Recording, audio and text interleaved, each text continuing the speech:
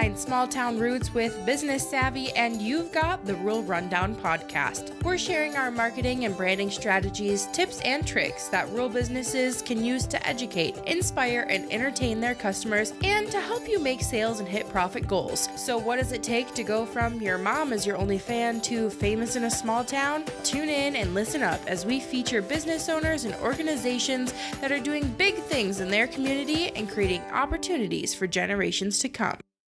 We're back with another episode of the Rural Rundown podcast. How are you doing? What's up? I'm doing okay. I'm recovering from being sick. I have loads of stuff, client stuff that's kind of like all starting and stopping and launching and kicking off all at the same time. So I'm feeling like a lot is going on in my brain at one time. But other than that, we're pretty good. How about you guys? Yeah, things are rolling. I feel like we're now, right now as we're recording this is February 2nd. So like we're already into February, the second month of the year. My dog is barking. Sorry, everybody. The propane man is here. As we started recording, he showed up. So, what would you say? I thought we would start this podcast with maybe some like personal life updates, a couple business updates. Do you have any like celebrations or wins or cool things you'd like to share or can share about? I feel like I have so much.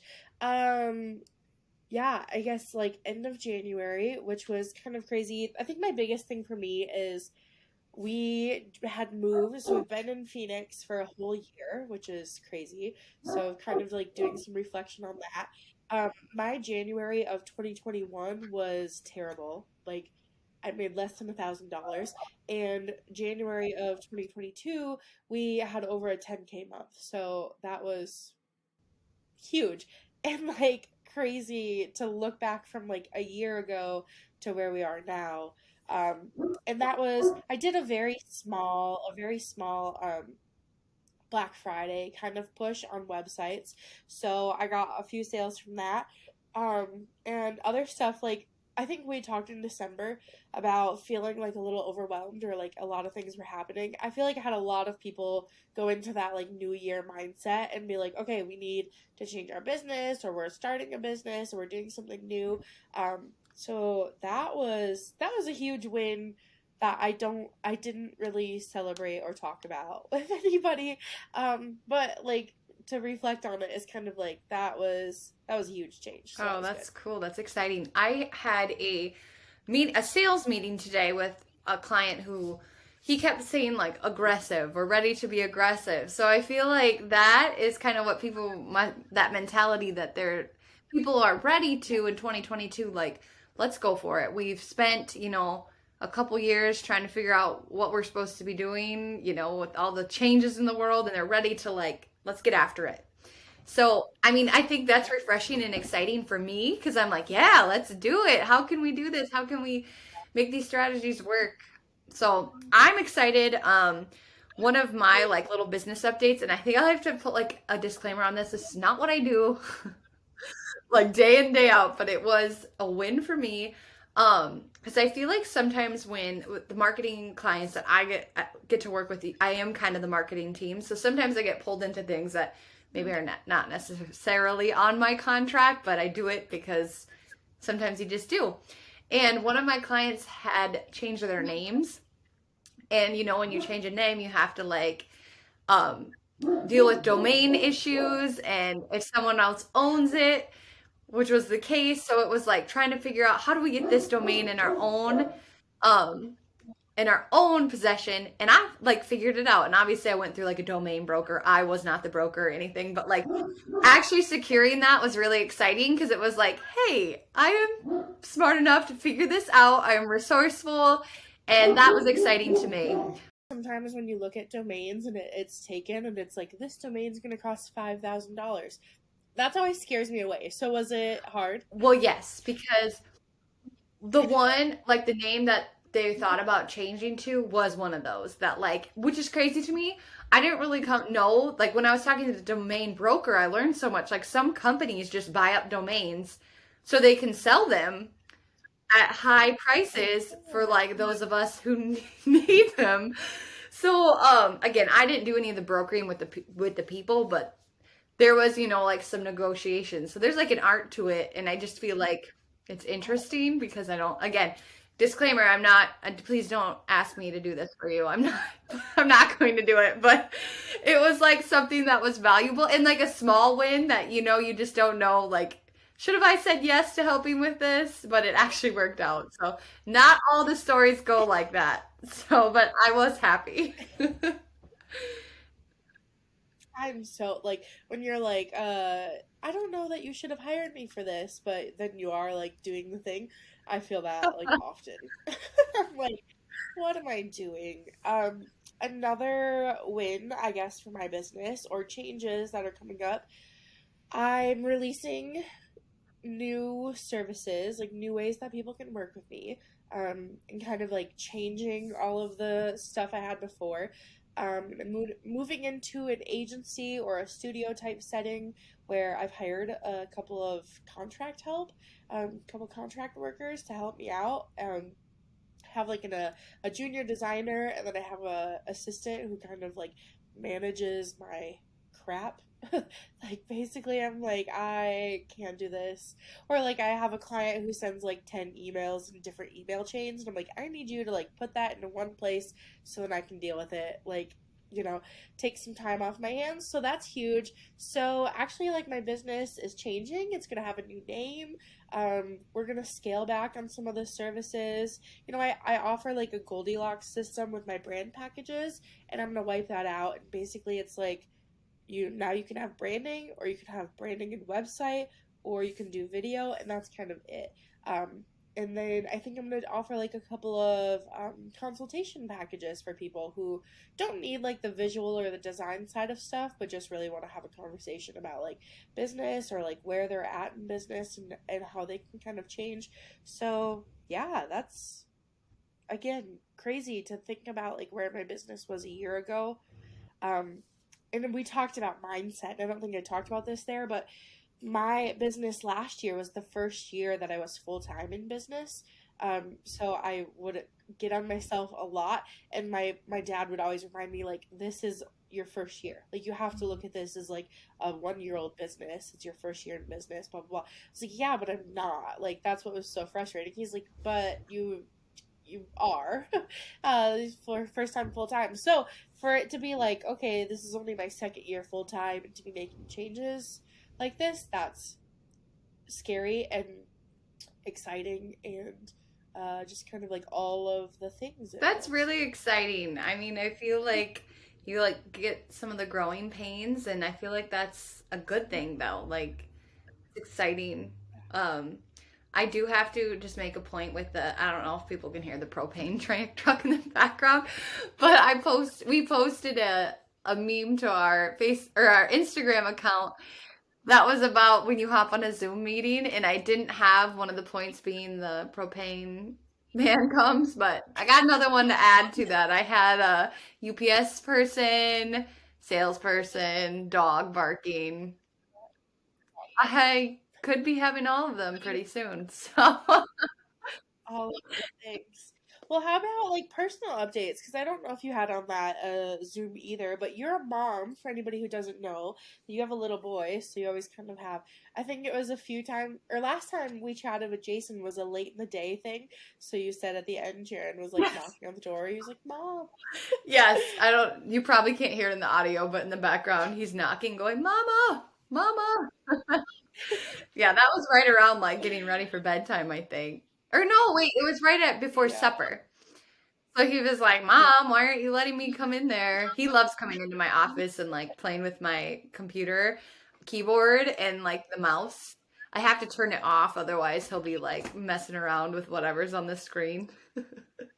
But yes, My sister FaceTimed me the other day, and Oli came into my office, and her daughter is about to be 1 this week.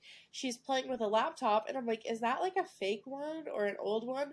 Because like, oh, it's my old one, but it still works. So Danny just like types on it, and it fires up, and like the whole thing. And Oli said, oh, is that kind of like how you get your cat a mini laptop so it leaves you alone? Like that's what you did with your kid. Kelly's like, oh, it Yeah, works. they are Great. smart. They love. It's funny how they figure out like to like actual like remotes and phones and like kid toys are like not it for them. You know, they want the real thing. And they know if it has a battery in it Yeah. or not. I don't know how. Yeah. Well, they know that it's not making Yes, noise. yes, yeah, yeah. So the other personal life update is I'm actually having another baby in the end of July. So that's Woo! coming up. Keep you guys up to date if you care at all. But yeah, so I'm excited because right now I'm in my second trimester, and the first trimester, along with being sick, pretty much the entire month of December, things have finally I've gotten my energy back, I feel like, which is also just kind of like steamrolled into this month of January, February, feeling like, all right, let's get some stuff done, let's work ahead. So I'm really excited to share that and a little nervous, but I mean, it's gonna happen. So here we go. Are you guys gonna find out if you're having a boy Yeah, or we a will. girl? And I think sometime like in March will be the 20 week. Um, my husband, Jeremy, really needs to know. So we'll find out. And I'm okay with that. I'm excited to find out. It'll be interesting since I felt so different this time if it's just that I'm getting older or that maybe it's going to be a girl instead of a boy. I don't know. We'll see. Did you guys find out with Yes. Jared? Yep. You did his boy. I couldn't remember if you did or not. Oh, that's so exciting. I hope you have a little girl. That'd be so Yeah. cool. It'll be exciting. I'll be interested to see how Jaren does as being a big brother. Um, and Dwayne, our dog, again, is sharing the spotlight. It's been kind of hard for him, but we'll figure it out. And your dog, for anybody who doesn't know, your dog is a Great Dane. He's Yes. huge. Um, and how old is he now? He's got to be Yeah, what, he'll be turning five, 5 six? in July. Yeah. So that's like interesting to see too, like older dogs versus younger dogs, and kind of like how they react. Oh, I love it. I love like all of my friends seeing their families grow and like being at different stages in life. I think Yep. that's so fun. Yeah. I not as exciting news. I turned 29 the last year of Exciting. my 20s, Yes, tell us about your trip which is to where'd you go? weird. We went to Palm Springs. Um okay, so like to preface this, I never ever ever in my whole entire life saw myself living in Phoenix, Arizona. That's not something that was on my list. That was not somewhere that I was like I want to go there someday. The first time I came to Phoenix was 3 years ago. I was here for like 3 days. Um, and then we came the following year, and I was here for a little bit longer. And then we decided to move here after Oli retired from being a photographer. But now that I live here, like it's so beautiful. It's so easy to get to so many places. So Palm Springs was just a short, like 3.5 hour drive for us to go be there. So we just went for a couple of nights. We stayed at a little resort downtown. So it was like nice walking distance. We hung out. We did the self-guided tour of old Hollywood star homes. So to me that was like the greatest thing ever. So it was really cool. It was like old Hollywood kind of town. I read at a restaurant we stopped at why Palm Springs, and I read that back in the day in Hollywood, the journalists would get paid per mile to like gossip journalists would get paid per mile, so they would like follow Hollywood stars anywhere and try to like dig up dirt on them. Well, they only got paid up to 100 miles, and Palm Springs is 107 miles from LA.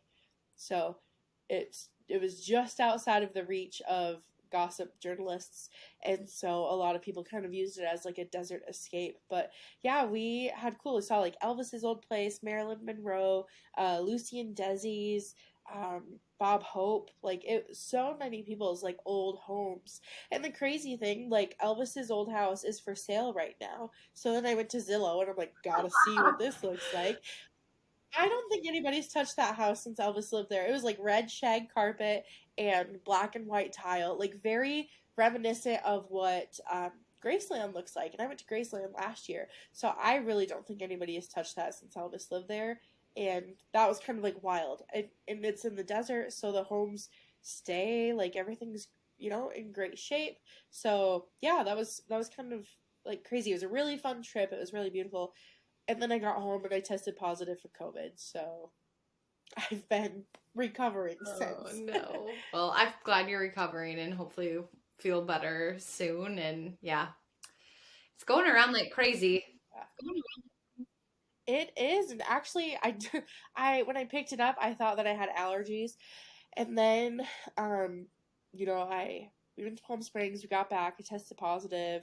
I took a weekend off. I was helping a friend at a event at an equestrian event, and then the week later, I went for the Tuesday night jackpot that happens. And one of the gals comes in and she tells me like, "Oh yeah, because I had just said, I actually tested positive for COVID last week or 2 weeks ago, whatever it was," and she was like, "Oh, the second weekend of the futurity, everybody got it. Every rider, every production assistant, everybody got it." And I was like, "That's cool. That you guys gave it to me." Like, and Yes. I was so annoyed. I went 2 years without getting it, and here we are. With nobody cares anymore. Nobody cares. It's crazy. Yeah.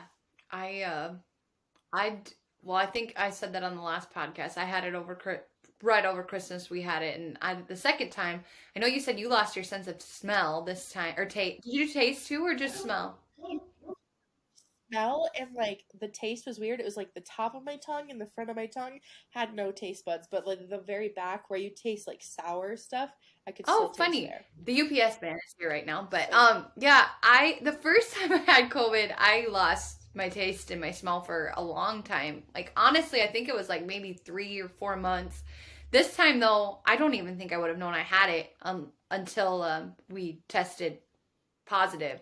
It was just kind of like I don't know. I don't even know what was a pregnancy symptom versus COVID, but my husband kind of had like a cold, and I was like, well, I don't think we can go to Christmas without testing. And then, yeah, so right. that it was just strange. Must be the different variants. I don't know. I'm not a doctor, so whatever. I know. I don't really know enough about it either. All I know is like it's not fun being sick with anything, right? Like that's kind of like the biggest thing is like I don't enjoy to be sick at all. Plus, like I said, like there's so much happening like with my clients right now in my business, with my business, like changing and doing things and I'm like, crap, I just can't like take time off. And like we have a hard enough time taking time off. Oli and I both are creatives. We work for ourselves. So to get us both to like take a few days off and go to Palm Springs was like pulling teeth anyways. And then I got sick and then I was trying to help a friend with her trailer, so it's like I picked up a part-time job for a few weeks and I'm like everything's happening at once. It's like piling up. And actually yesterday I blew. Like, you get to the point where like everything's overwhelming and then you just kind of like blow a gasket. Yeah, that was yesterday. No. Yes. So only got the brunt end of that, but it was like it was everything. Traffic. I ran into 4 accidents. I forgot the keys for the stupid tack trailer. It's a Oh 30-minute no. drive. I was halfway there. I had to turn around and come home. Oh, it was miserable. Yeah, it's interesting too, like looking back on this month though, like not alone like only if you get sick, but like I just feel like with everybody getting sick, it put so much delays on different things. I mean, I had people cancel meetings or video shoots with me because of COVID or weather. Here in the Midwest, we had like high winds, blizzards. So it's like you're getting everything and then people are trying to get back to like traveling, I feel like. So you have some of those like snowbirds who are going like on trips. So it's interesting because it's like sometimes you think of January is like slow, but like also there's a lot of factors that have been happening too. And I know that's every month, but it's just kind of funny like thinking about all of that does really your scheduling gets can be so mixed up, especially when yeah, everything's everywhere. So Yeah, yeah, we're definitely starting to see the snowbirds, and I, the last like probably 2 weeks were the first time that I was like, gosh, where is all of this traffic coming from? Because we don't live in downtown Phoenix. We live in a suburb. We live in Surprise, and so we're actually very close to the edge of the desert. So within 10 blocks, I'm in the desert. There's no houses, there's no nothing. There is tumbleweeds and cactus. So yeah, I'm like, gosh, where is this traffic coming from? But it's like all of the people who come for the winter time are here. Yeah. Like it's prime time for them to be here. So yeah, that's kind of crazy. Okay, one other update that I want to touch on before we like dive into our podcast episode is changes to Instagram because I love Instagram and I'm trying to be on top of my marketing this year, and like I said, as I change things, did you see that Instagram is allowing you to? They've released it to a handful of people, like literally, I think 10 people right now. But there's going to be an option to have subscribers on Instagram. Oh, I saw the like feed thing. I've heard that room. I haven't seen the different feeds. Have you seen that yet? Is that already up? No. I haven't seen it roll out yet, but I think that will be interesting. For me, it was like it'll be interesting as a business owner because you can filter it by friends and family. So it's like if I wanted to block out everybody because I can fall into that comparison trap really quickly. It would be kind of cool to just switch back and be like, okay, friends and family only, Oh. and not see everybody else's stuff. Uh, but I have not seen it roll out in my own I feel Instagram like yet. that is one of the hardest things of like like hearing that these changes are coming. Do you remember when they announced Reels? I remember like waiting Yeah, and seeing like all the influencers, which again, like it's not like I was gonna do anything crazy with it, but I was like, oh, gotta get my businesses using Reels, but then like you don't have access to it for so long when you're like the little man. yeah, Which is yep, so kind of frustrating, but it is cool. It's exciting to see that they are changing some things, and that'll be really good. I feel like helpful for a lot of people. yeah. I definitely think the subscriptions could be helpful. What's interesting, I think, is that um, they have like a love hate relationship with Instagram where it's like sometimes Instagram is great and it's probably my favorite platform to be on, but a lot of times Instagram kind of feels like the kid brother that doesn't really know who they want to be when they grow up yet, so they're trying like lots of different things from other people, so like subscriptions like Patreon or YouTube versus like Reels obviously came from TikTok, and instead of like staying in their own lane and like doing really well at the one thing, they kind of like have all of these pieces that sometimes they work and sometimes they don't work, which is like the blessing of being a big company that if they don't work, they're not really out a whole lot. But do you remember when Instagram did Yes. guides? I think it's still like on your little bar at the top. But I was like, I thought that was going to be really helpful. And I did like one or two guides, but then it was kind of like, it all takes so much time. Same thing with Reels. Like the process of making a Reel in Instagram is so much harder than making it in TikTok. And you can't just make it one time and share it on both platforms because algorithm doesn't like that. I'm like, gosh, it's, we're so driven to just make content anymore. It's like it's a huge piece of business to think about on the daily. Yeah, I know. But but A lot. we also got to remember we can't let the overwhelm get us, and I mean, we got to think about too. It's okay. We can figure it out. And I think sometimes when there's that urge like, oh, we need to keep up and we need to do everything, but we also need to think back to our brand, our strategy, who are we? Does this Yep. match? Okay, then maybe let's do it. So it is hard though, because it's a keep up game. It's like, oh, I gotta get on this right away, otherwise I'll never, it's the Yep. allure of it all. Yeah. It's interesting too. We should probably do an episode on this sometime, but I saw in one of the Facebook groups sometime yesterday, it's like women in marketing. And one of the gals was like, "Oh, they have a client. They've been posting like 5 times. They've been posting 5 times a week on various social platforms, and they're doing like however many reels. And the call to action is always to book via text message. So there's a lot of things like going on here. Like when I hear that, I'm like, that's a huge hurdle for customers to jump to see your content on Instagram, for them to leave the app to go to their messages, to remember the text message number that they just saw that they need to text, and then to try to schedule a meeting. Like, you're asking somebody to jump through a lot of hurdles. Basically, the story was the client said, like, well, I'm not seeing any return from your efforts on social media, so they kind of wanted to, like, fire their marketing person, and the marketer was like, well, I don't have any way to see the ROI because she's asking people to do it via text message, which she can't track. And she's like, even if somebody got, she said, everybody's coming from referrals. She's like, even if they came from referrals, it could be that a friend shared the social media post or what have you, so that social is doing a great job. And somebody had a really, there's a lot of interesting thoughts on the comment thread, but somebody chimed in and said, like, social media isn't as effective as it once was, because, and I think, like, Reels had a lot to do with it. We see people just using trending audio and doing some kind of dance or some kind of, like, camera transition, and it's all the same, right? Like, everybody is, like, starting to look the same. It's a lot of effort to put into a video, so I get where it comes from, to be like, well, this is the easiest thing I can do to make a reel. But I was like, that's an interesting thought, that it feels like everybody's doing the same thing. You know, we see that with, like, static Facebook ads or something anymore. You get primed to just scroll past them. They're no longer, like, stopping your scroll or catching your attention. It's like, it's interesting to think that Reels might have died out or kind of, like, fizzled so quickly. Right. Well, and I think sometimes too, when we think about the social strategy, like, this is just a caveat I have to that.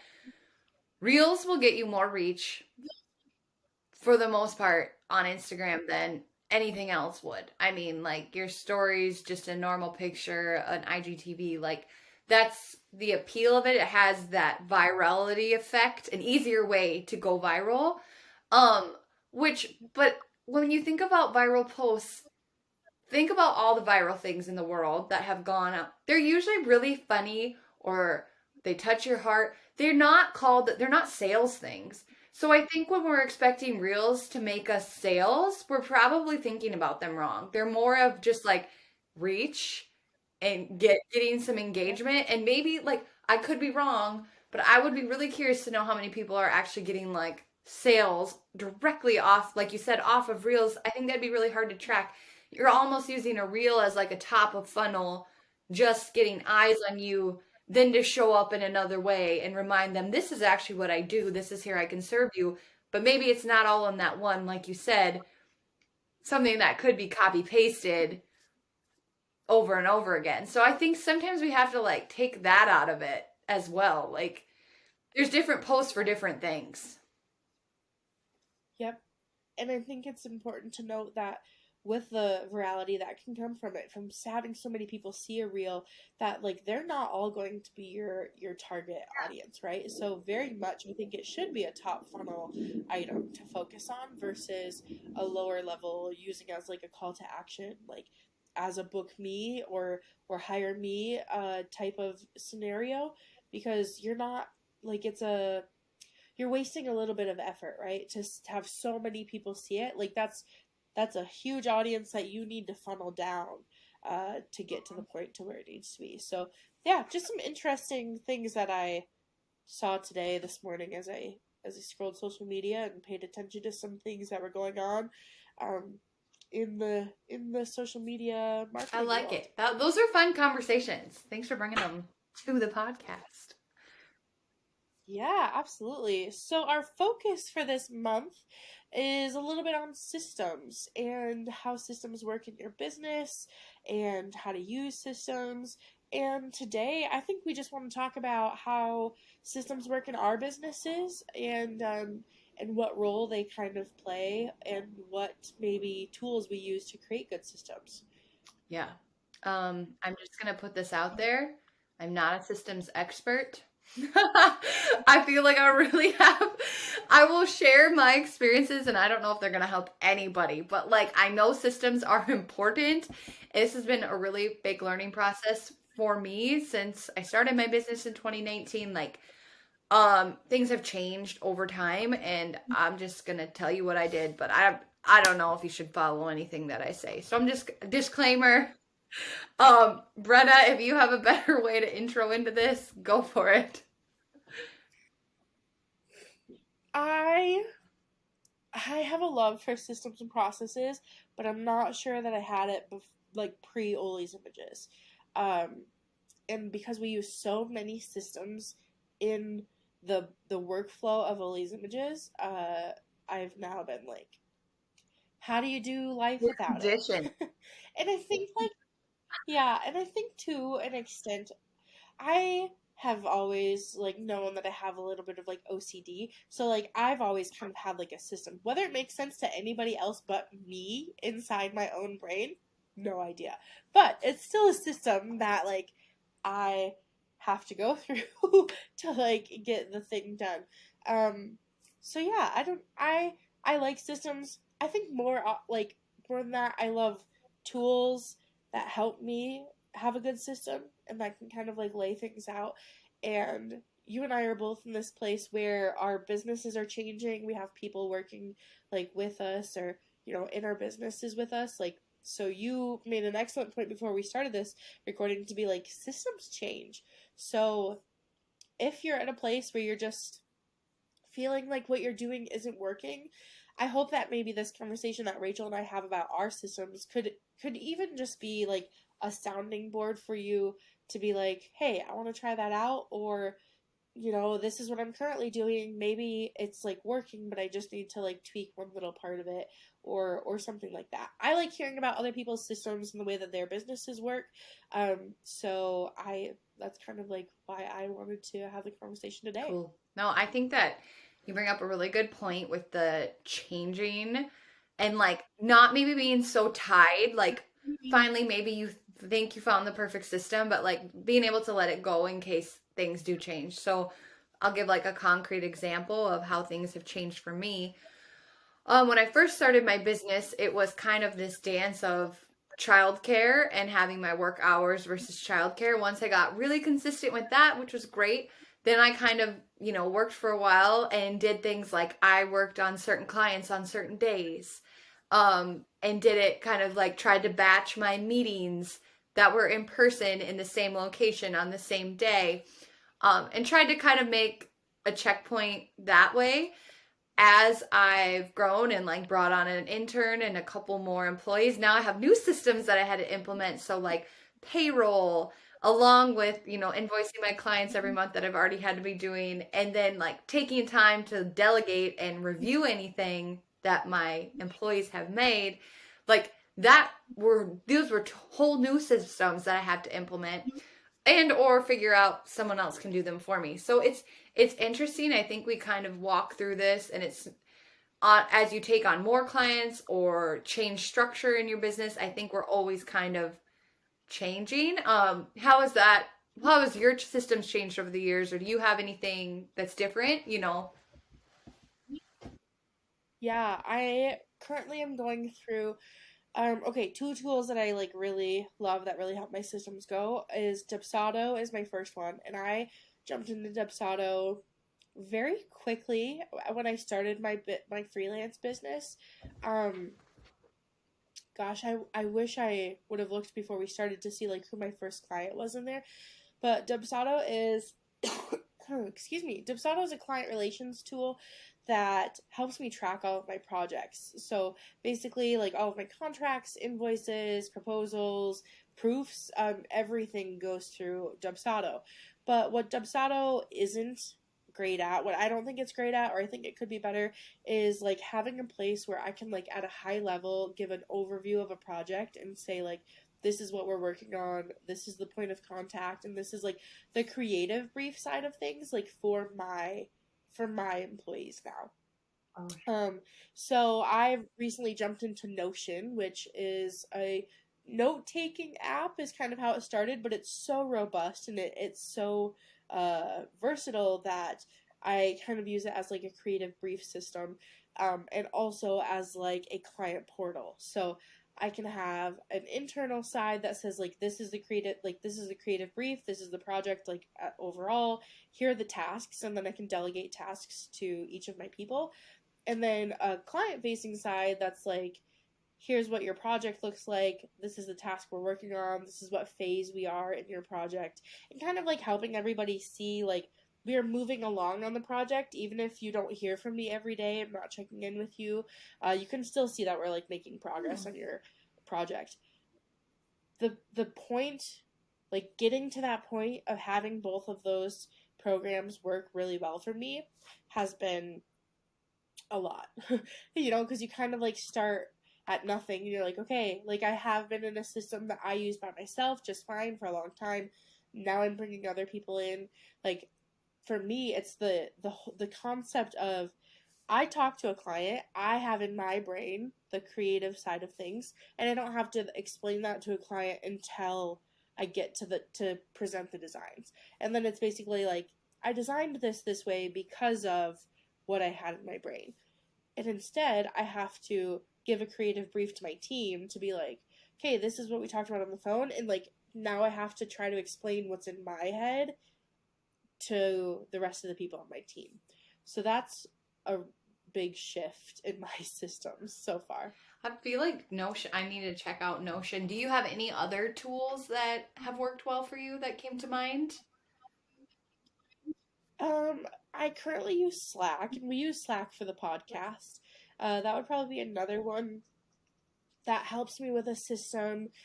And basically, what I use that for is just like a direct message with my employees. Like, I don't use that for client stuff, but basically, a place that we can create channels for each open project that we have so that I can just go directly to that channel and see everything we've talked about for that project versus like an email thread can, you know, maybe you have 4 or 5 email threads about different pieces of a project, but in Slack, we can kind of just keep it like all in one. Like, hey, I need to know information about this, you know, thing inside of this certain project.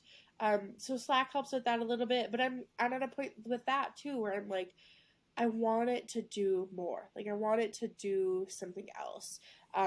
So I'm looking at some other options because what I would really love is for my employees to be able to like get inside of my emails. Like when I have clients email us about project stuff, like it just comes directly to me and then I have to forward that on or do something, you know, so my clients or so my employees know what's going on.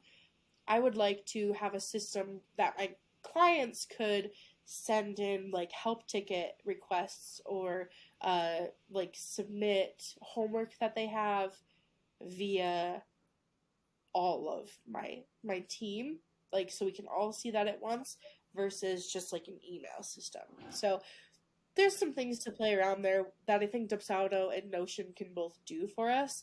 It's just like I said, that point of getting to the place where it works, you know, going from like concept to action item. So yeah, that's kind of what I'm trying to figure out right now. And really the best thing that I've found to help is when I'm doing something, for example, when I am going through the process of editing a podcast episode and putting it up so that it publishes to all the places it's supposed to publish, I want to hand off some of those tasks and some of the graphics that I have templates for to my assistant. So last time I uploaded an episode, I like did a step and then wrote down what that step was, and like did like wrote down here's like step 1, 2, 3, 4, 5, like lined it all out, wrote it all down, and that really helps when you're changing your systems too, to look at that and to say like, okay, where can I condense some of these steps, or where can I add a piece in if you have to add something in. So that's been game changing for me. Again, it just all takes time. Like it takes extra time to write that stuff down. It takes extra time to like view your system and be like, okay, what's working, what's not. So yeah, I think it's just like right now it's all in my head. Trying to get it on a piece of paper for other people to see, that's been the biggest hurdle. Yeah, I was just literally going to say that. I feel like for us, when you've done so much of it on your own, it lives in your head. So, like, for you, it's like, oh, this is what you do. Oh, and then you don't even know how to break it down anymore because it's just like a natural, reflex for you. But then someone else to explain it to them, yeah, it takes some time. And then how to do it in the best way. I think sometimes we can like, I think there are good tools that help us, but sometimes I think we also like can complicate it too much by trying to put everything into a system that we maybe don't need. So I feel like I just want to say that to some people, if you're like, oh, do I need all these different programs? So like maybe you don't, or maybe you do. You just need to know what works best for you. And it could be simple, or it could be, you want to, splay it out a little more. I feel like you just got to find what works best for you and the way you work, and probably for the people you work with as well. My thing that I'm like dealing with right now is like content. Like I would love to have a better system for repurposing my content and being able to like say, and that's why I hired an assistant, because I haven't found a system to automate this yet. But basically, what I want to do is write a blog, write a newsletter, write a whatever, and say like, here's what this is for this one application, and then I want them to break that down into other pieces of content for for Instagram, for Facebook, like take little pieces of that. So then it turns into like a micro blog or something like that. Or even just a really short caption to say like, this is what's on the blog, go read it over there. A prime example of being like, I know how my system works and like just like do it is I actually had a newsletter go out this morning. So I typed it up yesterday and I sent it to Britt, who's working as my assistant, and I was like, here is the newsletter. Just follow what I did in the last newsletter template. So I use Flowdesk for email marketing system. And I was like, it's really easy to see what's going on there. Just go ahead and do that and send it out. And she's like, okay. And then she like does it. And then she's like, so should I change any of these pictures or like do anything? And I was like, yeah, here's some pictures. So I like gave her some pictures. And then I was like, just schedule it to go out for the best time tomorrow morning. She's like, okay. And then like a few minutes later, she's like, so do I choose anybody to send it to? Like, yeah. Because I was just like, oh, it walks you through the system. But I had jumped ahead, like, because you have to choose somebody before you schedule the time for it to go. So I was like, choose, send it to the at the right time. And she's like, okay. But I was just like jumping steps because I didn't go through that process of doing it myself first and typing it out for her. I was basically like, hey, I trust you. This needs to go out. It's already February 1st. It was supposed to go out in January, kind of thing. But yeah, so I just like, I constantly catch myself being like, if you would just do this yourself and type it out, then it's easier to hand off to somebody. But again, it takes time. It takes a lot of like back end kind of stuff that as business owners we don't always have the luxury of having more time, which is why we hire people to help us. So it's a learning curve for sure, but having just a system in your head first is I could not do this without having a system in my head first, right? Like I said, whether it's the OCD part of me that's like, here's how things work, or looking at my client journey. Like to me, client relations is so important that I don't want any sticky pieces in my client journey, like any of their touch points. So looking at that first, I think that's helped me transition my system because I was already had something in place, whether it was in my mind or whether I was like actually putting it to use, like with Dubsado. That's made it really easy to transition in my systems and add people in my team. That is really helpful. I feel like it's just a new journey when you like take on new people and have to get out of your own brain. And think sometimes too, your new people can help you even write your systems.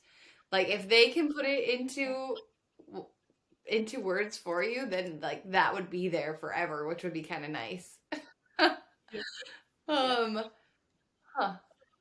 How about you? What are some systems you use in your business? Um, well, I will talk about, just like you, I'll talk about some tools that I also use. I use Slack to communicate with my employees. And the nice thing I like about Slack is you can make channels per client and you have the little at symbol to like say, hey, this one's for you, this project's for you. Yes.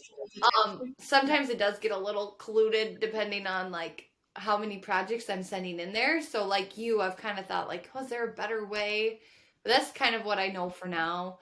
And I'm pretty old school with some of the other things I use. Like, but I know this helps me. Like, I've kind of come into this. These are really like minor, and I don't even know if you can call them systems, but like when I talk to someone about a meeting or talk to someone about like a Zoom link or I'm going to see them in person or a check-in date, like I put it on my calendar right away so it shows up on my phone and it shows up on my computer. And I make sure, again, totally minor, if I need to not be alerted about it, I put the alert on. Like those are little tiny things that if I don't do them right away, I will forget to do them. So it sounds stupid, but it actually has really helped me a lot because then I can look at my weeks and my months in full and know like, oh yeah, this is when you're meeting, or I can better use my time if I know like, hey, you're traveling on Thursday and Friday this week. What else can we put in there to make that worth your time? So those are like little silly systems, but I think they've been really effective for me when it comes to like content management for my clients. For a lot of them, I mean, I'll even just look each month for if I do a monthly meeting, we'll kind of go through the expectations, what will be posted each month. And sometimes I just put that into a Google Sheet or a Google Doc and then make sure what's ever in my creator studio or in my business suite is posted and matches up to that when I schedule it. So, I mean, those are kind of tools that I use together. Um, I feel like that's kind of, for the most part, most of my like tools that help me with my systems. My systems changed a little bit again this December and January when I was feeling so crappy, and someone gave me really good advice, which I thought was helpful because I felt so like not behind, but like I didn't want to get into the trap of feeling overwhelmed. And they were like, go day by day. Just for this month, knowing how unwell you feel, just let your system be your day to day. What do you need to get done today? And then at the end of the day, write down what you need to get done tomorrow. And that actually got me through that month where I felt like I was just surviving. And I know that sounds super like it's not that dramatic, but you know what I mean. I feel like all of us go through that. And now that I'm feeling better, I feel like I can get back into that system of like, how can we get ahead? What does that look like? What can I can work on those things a little more. So I did want to say that just in case anybody's in that right now. If you do need to go day by day, don't beat yourself up for not having a system that got you ahead of time further. Just get caught up and then make it a point to get back into whatever you want that to look like when you can. So I don't know. I hope that was on track. And I love what you said about like just doing what works for you, because I think I've definitely seen other people be like, "Oh, this is my like morning routine," and like have a better creative brain by like having a better morning routine or something like that. Especially like as we're all working from home or we're like transitioning into being business owners and like being our own boss. And I've tried that. Like I've tried journaling in the morning. I do the gym in the morning, which really does help me, because then it's kind of like it's checked off for the day and I don't have to like fit it in somewhere else, because I found that my days can like get away from me, especially when I have so many clients that have access to me that it's like easy for me to just put out client fires all day long rather than like sitting down and like doing the work. But a lot of times other people's systems or their routines don't work for you. And like that's okay. Like it's okay that you don't wake up at 5 a.m. every day. It's okay that like, whatever. There's nothing that says that like truly makes you more successful or a better person to wake up at 5 p.m. and start working at 6 a.m. Versus working until 10 p.m. or 11 p.m. Like, it's all just like what works for you, what works for your like psyche, and what helps you be successful. So I think really like the only way to see whether your system is effective or not is to track it, and like that's my thing too, to like right now when I transition to Notion, I'm really checking in with Britt and Taylor every week to be like, hey, how's this working out? Do you like the way that this is set up? Is this beneficial to you? Does this feel like nonsensical and like we're not using it at all? Like tell me where you're at in this. Um so I think that too, like having in mind like you have to be able to track your system somehow. Just like we were talking about like, ROI on social media content. Like if it's not trackable, then you're never going to know whether it's working or not. This is a really dumb story, but I have to tell it because maybe some listener out there can help me. My tax accountant last year told me I needed to have a QuickBooks account because if that's just what you should do. And I like QuickBooks because it does send out nice little invoices, but then I'm an overachiever and make my own invoice anyways and attach it to it because I can't help it. I'm a psycho. I don't know. And then my husband was like, do you even use QuickBooks? And I'm like, I actually don't know that I'm using it correctly at all. I'm going to find out. I have my tax meeting tomorrow. But I mean, in a way, it has helped me track my payments. Like, I know which ones are missing or need to get sent to me. But I'm like, maybe I'm not utilizing this to my best abilities. But at the same time, I'm like, I don't really have time to try to learn this better. Like, I don't know. So then, this is really lame, but as I was preparing for taxes, here's old school Rachel still going in and like having my other everything also in a Google Sheet because I'm like, I don't know for sure. So, anyways, if anybody's a Yep. QuickBooks expert or wants to help me or just give me the permission to go ahead and cancel my account, I don't know. But I just think it's funny I because like I think we can get stuck in things. Like people told me I should do this, so I was like, okay, I guess I better do it. Yep. I canceled my QuickBooks account because that was way too much for me. And the same thing where I found like Dubsado is already tracking my invoices. All I had to go in was like record my expenses for the month, which I was doing by hand, which sucks. So now I'm like transitioning into something else where I'm like, I don't have time to do that by hand at the end of every month. Um, but yeah, like same thing. Everybody says that's what you should use, and why? Why use it when I'm not using it to the best of its ability, and when I have a program that's essentially doing the same stuff Mm-hmm. for me? Yeah. Yep. Um, Trying to think of what other systems I use. Like those are kind of my biggest ones. I think I just want to touch on Oli's images really quick and like why that was so big for me to see we have systems. Is because as Oli has transitioned from being a photographer to teaching photography, I've seen so many people come through that don't have a system. And I've seen just so many of my friends too who are photographers be like, I'm running into this issue, or I'm buying, hundreds of storage, whether it's cloud storage or external storage. And I was like, but why? Like, how are you filling up this much storage? Or like, how is your Lightroom crashing every time? And it's because they're not using systems that are like effective, that I like learned in Oli's images. And it was everything had a system, and it was easy to make fun of Oli and make fun of his systems and all of the little things that you have to do. Like a camera card would come from the arena, it would be in an envelope, you'd have to sign your name on the envelope. Like, it sounds dumb, but when somebody was missing a card, I could easily see whose name wasn't there and be like, okay, well, this is who's missing it. Yep. Or this is who gave it to me last, so like you got skipped or whatever.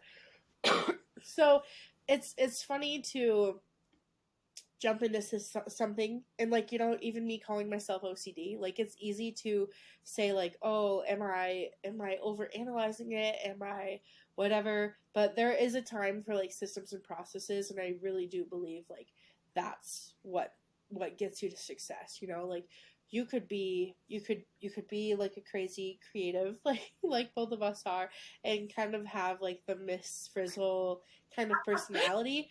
But even Miss Frizzle had a system. Like, even Miss Frizzle was like, here's what we're doing. We're going on a field trip. This is how it's going to work. So I think it's easy for us to maybe this is just me, but to like, beat ourselves up, or to say like, oh, it doesn't really matter. But in the end, I really do think systems matter. And I do think that if you can find a tool that works for you, and you got it going on, just keep with it. Keep at it, and just kind of like make your system so robust that people notice. So that's my biggest thing, is that my clients notice. I hear it really often how much they like the process that we go through, and that's huge for me. Like I said, client journey is huge. I don't want any sticky spots in what's going on in my business, because sticky spots mean I make less money, which means my life isn't as happy. Yeah.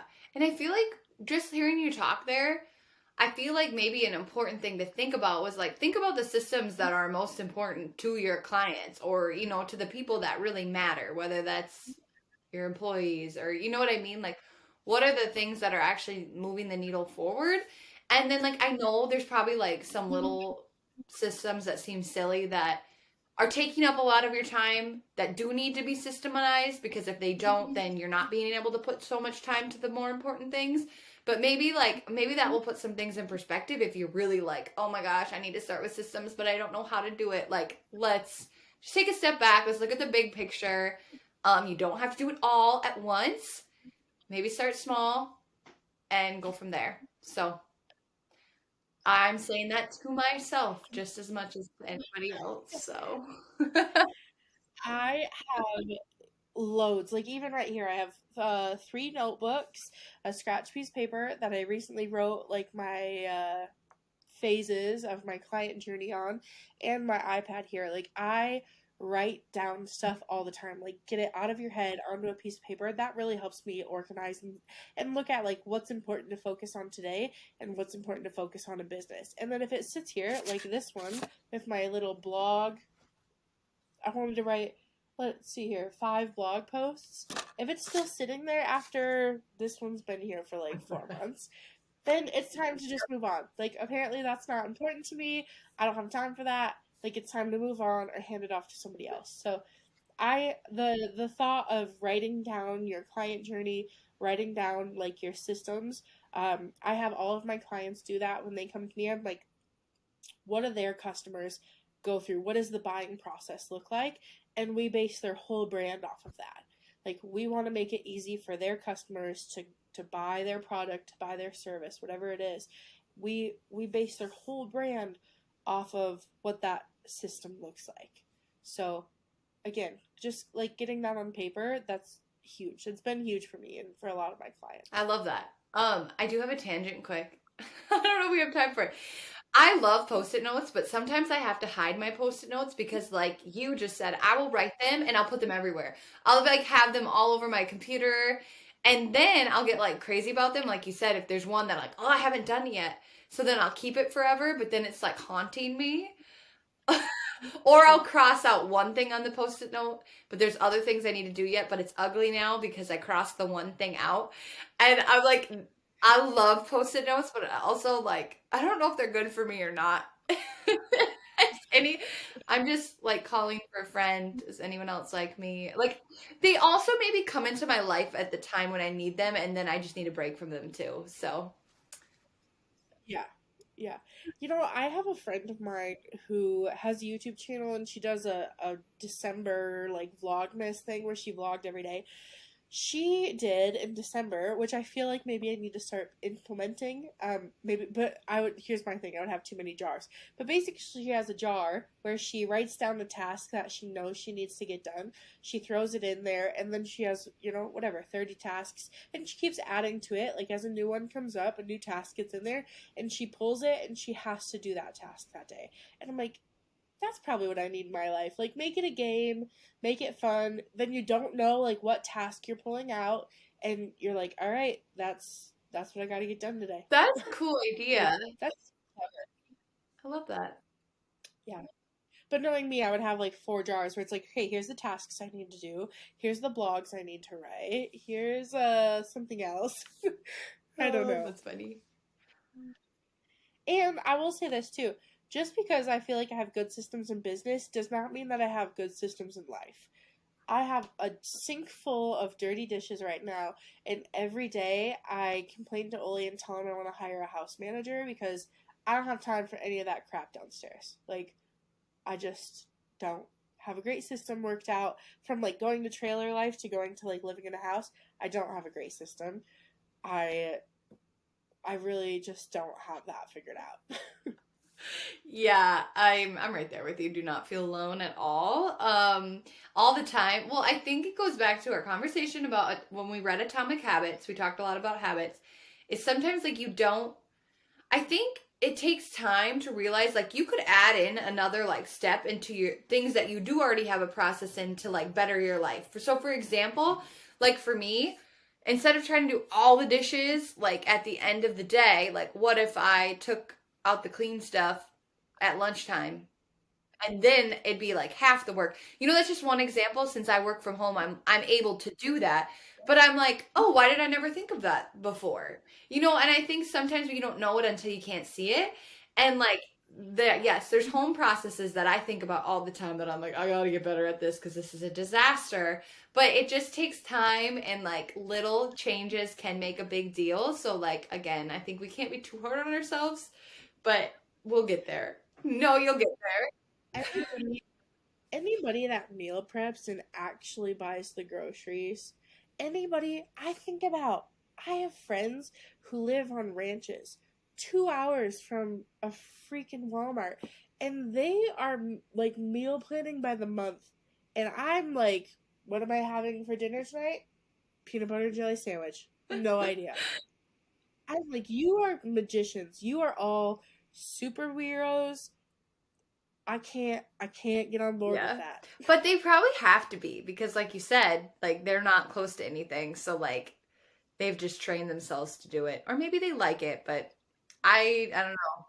It blows my mind. I'm like, I cannot, I just can't. And even when I try, even when I try, it'll get to like Wednesday, and I'm like, I thought on Sunday that I was gonna eat grilled chicken today. Hell no, I don't feel like it.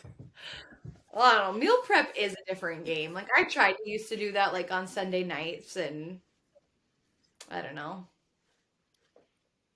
It doesn't. Again, like it's a system that doesn't really work for me. So instead, we're gonna just eat whatever we have in our cupboards.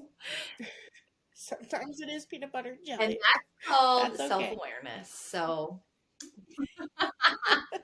uh, Well, that's all I have for systems. Uh, tomorrow's Groundhog Day, today, right? I thought it was today. Oh, all right. We Wait, gotta Google this also, because someone we told me gotta the know. groundhog died. No one, like, please verify this, but like, someone told me that today. One of my clients did. He's like, the groundhog passed away. What are they gonna do when they can't find another? But again, I don't know if that's newsworthy and or no source. Oh, shoot.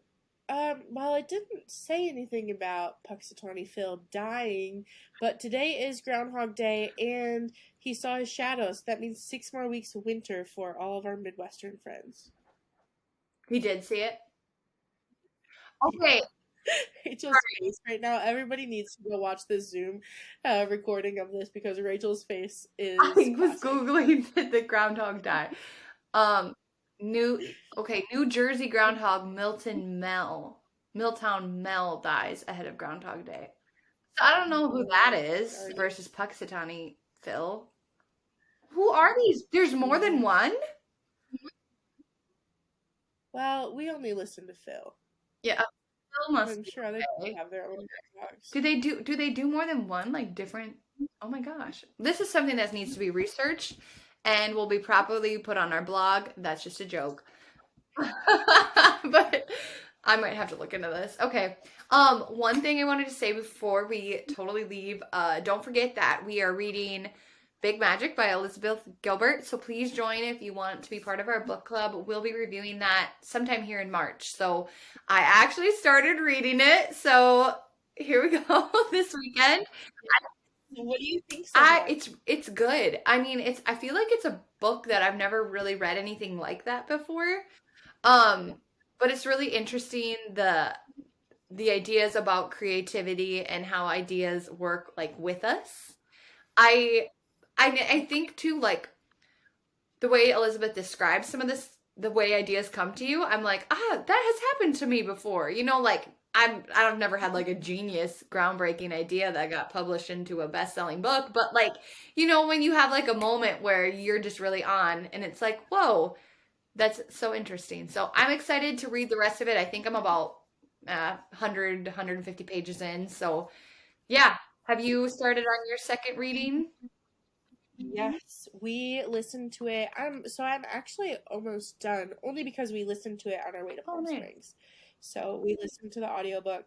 Um, Oli and I both had read it before, so it was a re-listen for both of us. But it was just as good. And like sometimes we talk about this all the time. Sometimes you need to hear different information at different times.